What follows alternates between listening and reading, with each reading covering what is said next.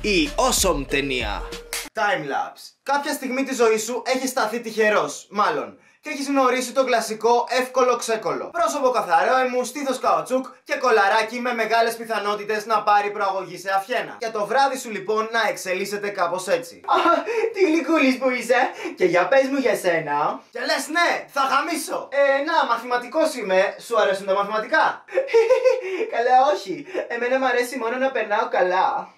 Εν τω μεταξύ χορεύει και σου τρίβεται ενώ δεν παίζει μουσική. Και λες ναι, σίγουρα θα γαμίσω. Ένα μην τα πολυλογώ, γαμάς, αλλά δεν το λες στους φίλους σου γιατί και αυτοί την έχουν πάρει, άρα δεν χρειάζεται να αναλύσετε κάτι. Στην κατηγορία ξεπέτα ανήκουν πολλές ταινίες επιστημονικής φαντασίας. Ωραία εφέ, ευκατανόητο σενάριο και ρηχή ιστορία. Το timelapse είναι σαν την ωραία τύπισσα με συναρπαστικό χαρακτήρα, άρα αξίζει να ασχοληθείς πολύ παραπάνω. Στη low budget ταινία μας λοιπόν έχουμε τρεις φίλους όπου ανακαλύπτουν μια γομαρινή φωτογραφική κάμερα όπου βγάζει φωτογραφίες που απεικονίζουν το μέλλον. Εννοείται πως το συνδυάζουν με τον τζόγο, αλλά μαζί με τα λεφτά έρχονται οι μπελάδες, οι φόνοι, οι ζήλιες, οι ανατροπές και όλα αυτά μέσα σε ένα συγκρότημα κατοικιών. Πάντως εγώ δεν θα ήθελα να μου σποιλάρει κανείς το μέλλον μου. Θα ήθελα μόνο να ξέρω πότε πρόκειται να χτυπήσω το μικρό μου δάχτυλο στις γωνίες των επίπλων, πότε θα με στήσουν σε ραντεβού ώστε να αργήσω εγώ και να πάρω εκδίκηση και το πότε θα συναντήσω το ξέκολο ώστε να μην μου λήξουν οι καπότες. Η μούφα ταινία.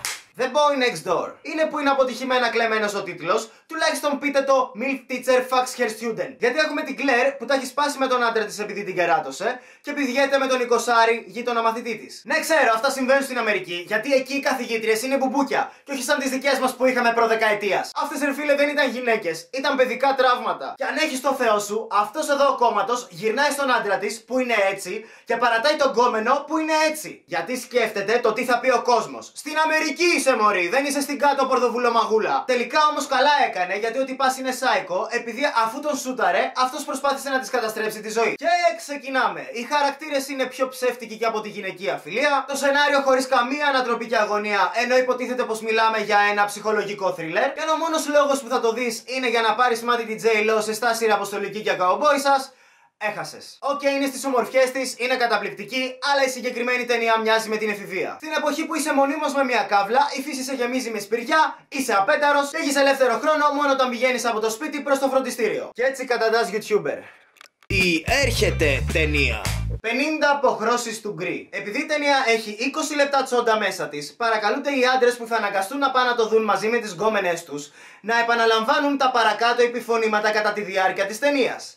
Κρέατα χασάπι, άξιος και ρούφα το τρομπόνι. Ο πλούσιος 27χρονος λοιπόν κύριος Γκρέι ερωτεύεται μια 21 χρονών παρθένα φοιτήτρια. Όλα καλά μέχρι που της αποκαλύπτει ότι έχει βίτσια στο κρεβάτι. Αρχικά δέχεται να τη δέσει, να τη μαστιγώσει, να τη φημώσει κτλ.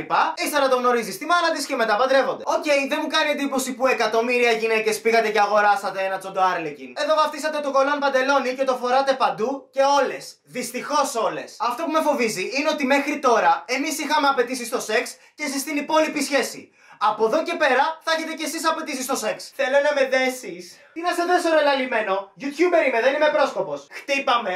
Κάνε με σάκο του box. Να σε επιδείξω θέλω, δεν θέλω να προπονηθώ για να πάω να δίνω το ζαμπίδι. Θέλω να με μαστιγώσεις. Να φωνάσω κι Αλάχου Ακμπαρ ή έτσι στο σκέτο. Ωστόσο το ζουμί της ταινίας είναι ότι η φοιτήτρια φέρνει στον ίσιο δρόμο το φετιχιστή Γκρέι. Ότι και καλά η αγάπη και ο έρωτας μπορεί να αλλάξουν έναν άντρα. Ρε εδώ δεν αλλάζουμε τα σεντόνια μας που μοιάζουν με το ανεμοδαρμένο πανί του Χριστόφορου Κολόμβου. Θα αλλάξουμε τον τρόπο που πηδάμε. Αυτά από μένα τα λέμε την επόμενη Τρίτη. Μέχρι τότε καλό κάψιμο.